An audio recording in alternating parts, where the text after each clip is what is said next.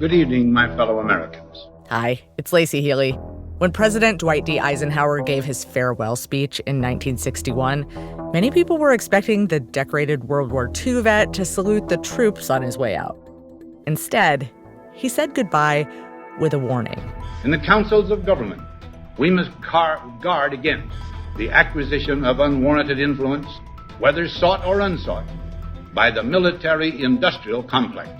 64 years later, the military itself is a whole lot more visible. And in this hour, a federal judge says the Trump administration broke the law by sending National Guard troops into Southern California during the summer. This is Liberation Day in D.C., and we're going to take our capital back. According to D.C.'s Metropolitan Police Department, homicide statistics in the district went down 32% in 2024.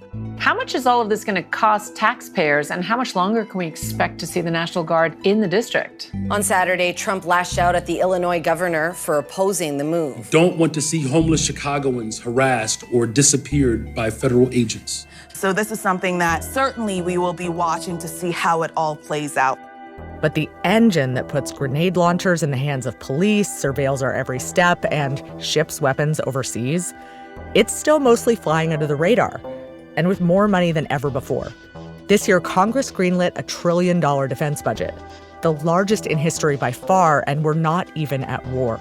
This is a parochial politics question, and it's not going to change until Congress doesn't see this as like a local jobs and patronage program for their districts.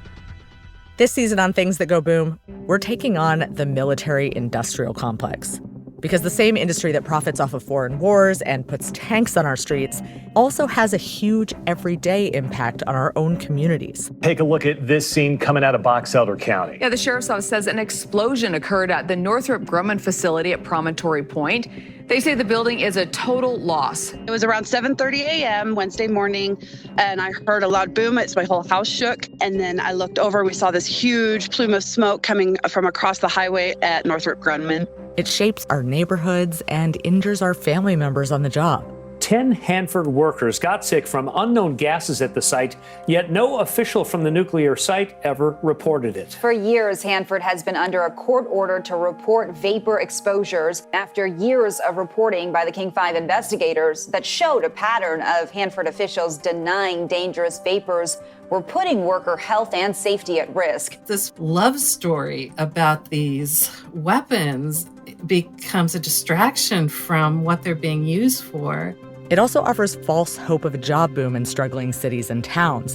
And we have the numbers to prove it, because our reporting team has been digging through public records and putting boots on the ground, looking into the arms industry's impact on communities from St. Louis to Scottsdale. It becomes my business when they want to say to Scottsdale, hey, you don't get to decide your own future. That's wrong. The next season of Things That Go Boom drops September 22nd.